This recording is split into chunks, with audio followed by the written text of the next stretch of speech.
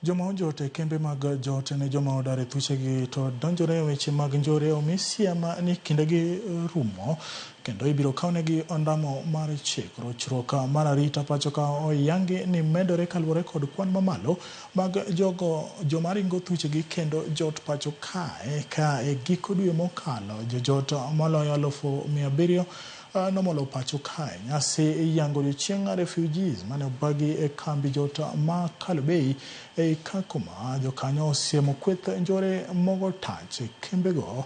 Kata kamano gipuoyo piny owacho kuom okenge mag bero kambino kendo ting'o ngima jodak.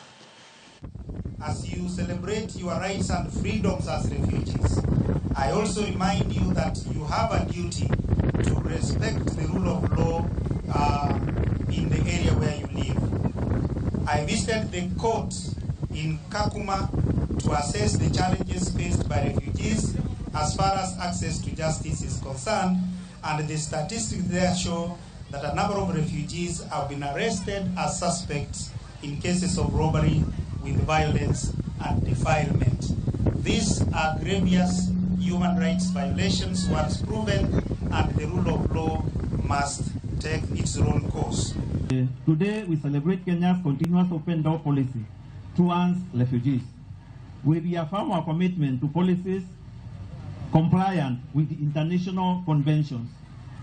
We are integrating refugees into our education system and highlighting Kenya's welcoming society, which allows refugees to train and to intermarry.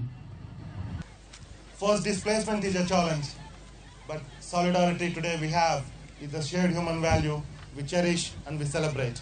At the same time, the strength and the resilience of the refugees, but also the host communities as well, for being here, for hosting them for the last decades in Kakuma.